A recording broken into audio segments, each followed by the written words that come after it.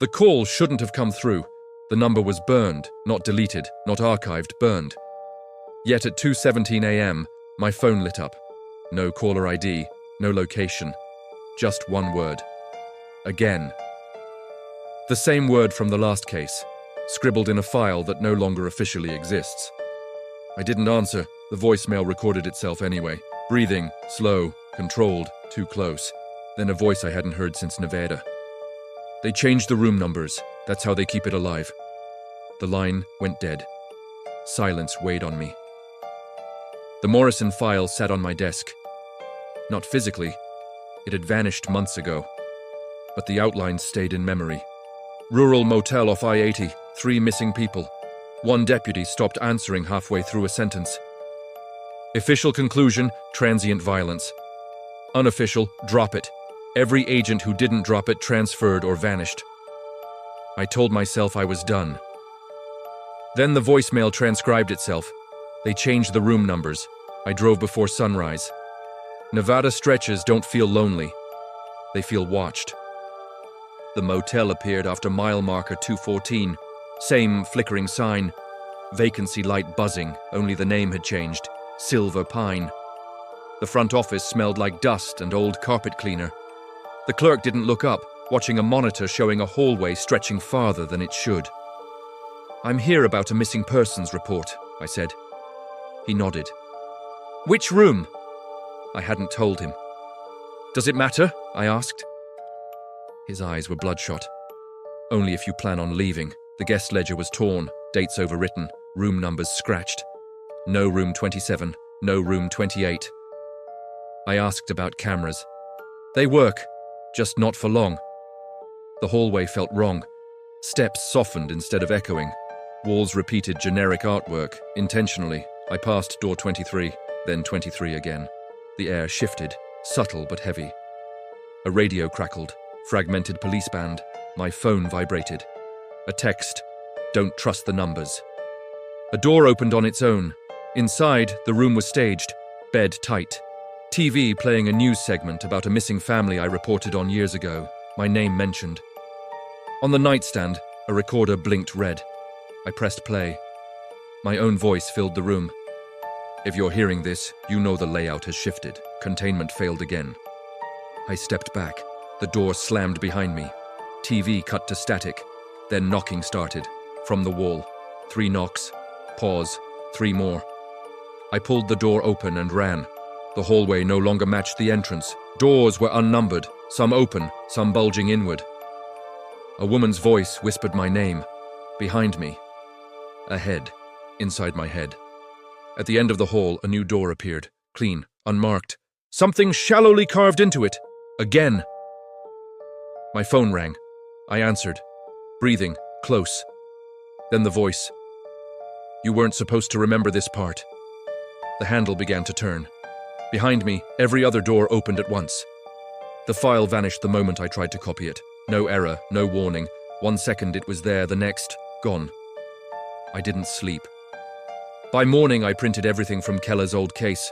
Photos, transcripts, handwritten notes, patterns surfaced, subtle but impossible to ignore. Every witness remembered the same phrase. They told us not to open the door. The motel clerk, the trucker, the 911 caller. Even Keller had circled it in his notebook. Keller, he was the key. Officially resigned for mental health. Unofficially asking questions no one wanted answered about missing evidence, altered timestamps, teeth recovered from the desert wash, teeth with no matching skulls. I tracked him using old records, utility bills, storage units outside Boise, paid in cash. Inside, boxes of VHS tapes, motel brochures, cassette recordings. Every brochure had a room circled in red. Always 27. One tape, "Don't listen alone." I did anyway. Silence at first. Then Keller's voice. "They don't move like people. They wait. They let you notice them." Pause, deep breath. Another voice, distant. "Don't open it!" The tape ended in static. Later, a report arrived from Utah. Missing family of 3. Last seen at a roadside motel. Room 27. Locked from inside. I called the sheriff. Exhausted. Said the FBI already told him not to investigate. That night, I drove. The motel sat under buzzing sodium lights, sign missing letters, flickering vacancy. The clerk recognized me instantly. "You shouldn't be here." I asked about room 27, his face drained. "No one stays there, not twice." The hallway was empty. I stared at the door. Slightly open. From inside, I heard breathing. Slow. Patient. Something inside already knew my name. My phone vibrated. A text. Blank sender. "You're standing where Keller stood. Don't open it, because this time, something knocks back." I swallowed hard. The door moved again, pushed by an invisible hand. I stepped back, heart hammering. The hallway seemed to stretch. Corners darkened unnaturally. Shadows pooled where light should reach. I reached for the door. Another text. "You already know. They're patient." The handle twisted. I froze. Then footsteps, not mine, behind me, sliding, deliberate. I turned. Nothing. A whisper. "It sees you." The phone buzzed again. This time a voicemail, my own voice, calm, procedural, explaining containment, explaining what happened when subjects leave the room. I staggered back. Lights flickered. The hallway shifted. Doors I passed earlier vanished. The recorder continued. "If you hear this, the copy is unstable. Initiate reset." I ran. Hallway seemed endless. Every door opened simultaneously. 27, 27, 27. A shadow passed me, faster than light should allow. I reached the exit. Red exit sign flickered. I burst into the night. Asphalt cold beneath me. The motel stood quiet. Normal. Empty. No hallway. No doors. My phone buzzed again. A notification. Upload complete. I didn't remember uploading anything. Video live on Agent Miskar. Thumbnail of the motel. Title I didn't write. Comments flooded in. People recognized the place. People had stayed there. Pinned comment, "You forgot to check room 28. I shivered. If you think you understand what's happening, subscribe now, because the next file was never meant to be recovered. The motel didn't exist anymore, or at least, it didn't exist the way memory said it did. I woke in a room I didn't recognize. Walls darker, floor different, ceiling lower. My phone was gone. Keller's voice echoed in my head. "They let you notice." I stood, unsteady. Every step felt delayed, like gravity had become negotiable.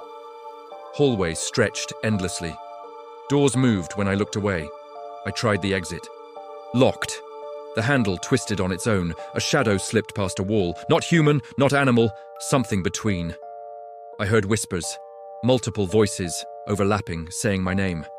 I opened a door, a living room, a family, frozen mid-motion, coffee steaming, TV showing a newscast I didn't remember filming. They turned their heads, slowly, every face familiar. I ran. Hallway shifted again. I passed room 27. It glimmered like light beneath fog. Inside, a mirror. I saw myself, but not myself. My eyes hollow, hands trembling, scribbling numbers I didn't recognize. A tape recorder sat on the counter, red blinking. I pressed play, my own voice, explaining room 27 protocols, memory extraction, observation procedures, warnings I hadn't remembered. The voice continued. Reset protocol initiated. If you survive, document it. I stumbled back, footsteps behind me, fast, heavy, paired with whispers.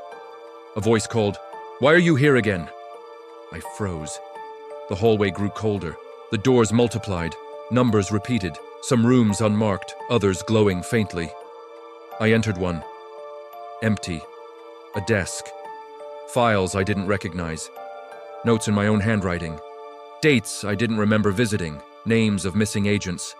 Room 28 circled. Blood smeared the margin. I felt watched. Not just by the hallway, but the building itself. Suddenly I was outside. Or I thought I was. Night air, asphalt cold, the motel behind me, normal, quiet. A text appeared from myself. "You never left. Check the mirror." I turned. Reflected hallway stretching into infinity, doors everywhere, all open. I ran back in. Everything shifted, ceiling lower, walls bleeding shadow. Keller appeared. older, worn, but smiling. "You see why no one leaves?" he asked. Before I could speak, the hallway split. Two paths, both identical. One led to safety, or so it seemed. The other led to room 27. A whisper. "Pick wisely, or stay forever." I stepped forward. The doors behind me slammed. I was trapped between my own reflection and reality. A hand appeared in the mirror. Not mine. Cold. Pale. Pressing against the glass from the other side. The recorder on the desk started on its own. Static. Then a distorted voice. "You thought you understood. You were wrong." I felt the floor tilt. Air swirl. Voices screaming in tandem. Names I recognized and didn't. Then the TV flickered. A live feed of me, walking the hallway, recording myself, from inside the room. Every step I'd taken had been watched, replayed, controlled, documented. The lights went out. I was alone. Then the whisper, "Look down." Beneath my feet, the floor tiles rearranged, numbers glowing faintly. 27, 28, 29. Each step forward now a countdown. I realized the hallway wasn't ending. It was beginning. A new door appeared, polished, white, unmarked. It hummed, vibrated, calling. And then I heard it clearly. A voice I'd never expected. "Welcome back. You've been waiting for this moment." The walls closed in. I couldn't run. And the last sound before silence took over. A child laughing. Or was it me? If you think you understand, subscribe now, because the next door you see may already be behind you. The motel was quiet. Too quiet. I stepped inside, every door closed, every hallway symmetrical, yet nothing felt the same. The air smelled of old carpet, disinfectant, and something metallic beneath it. My phone buzzed once. Blank. A text. "You never left. You never will." I ran down the hall. The walls stretched endlessly. Doors appeared and disappeared as if breathing. I reached room 27, door polished, white, humming faintly. I hesitated. A whisper. "Open it or forget everything." I opened the door. Inside, the room was empty, except for a mirror, a recorder, and a small toy soldier on the floor. The mirror reflected my face, or something like it. Hollow eyes, smiles stretched too wide. The recorder clicked on. My own voice. Containment failed. Observation escalated. Reset protocol active. I realized this was never just a motel. It was a test, a trap, a timeline replayed endlessly. The walls shifted.